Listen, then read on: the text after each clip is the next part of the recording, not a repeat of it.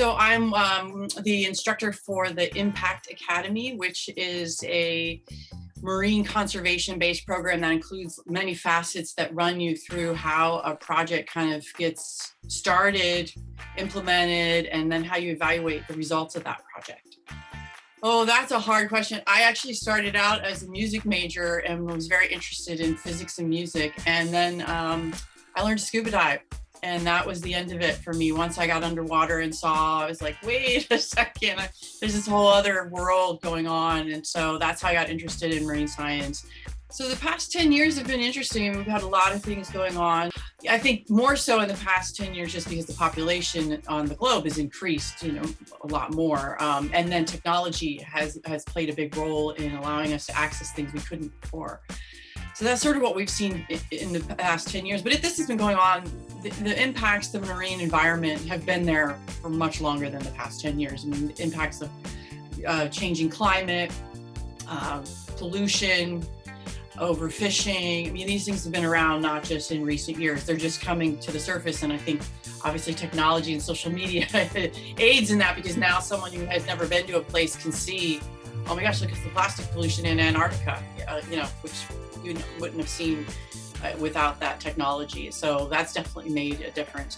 Most pressing concern, that's a hard one, I think, because there's so many problems we face. And for honestly, I really think it comes down to really helping individual people realize they can help with these problems. It can feel so overwhelming when you look at the plastic issues or the overfishing issues or whatever problem you're trying to solve. They often feel like there's not much I can do. I'll write a check, sure, I'll do that. But there's lots of things that you could do in your own lives that can make a big difference. And so just trying to continue that messaging.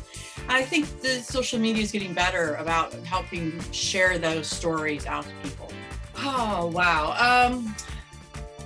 I think just having general marine conservation, getting folks to really understand what we mean by conservation. And so teaching that course is probably my favorite at UCR Extension, because I think it introduces students to what's going on in the world of marine conservation right now. Because there's not just the global movements, which is coming from the governments and from, the UN and all these various initiatives that are global communities coming together, but there's also many things going on at the local level.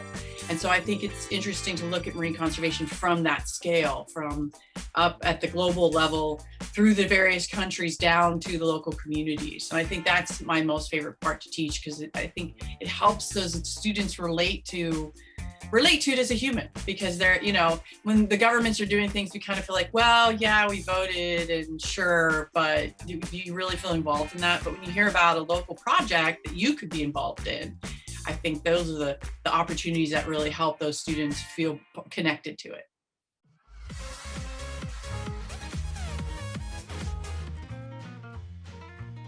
All right, two truths and a lie. I have a black belt in the martial art.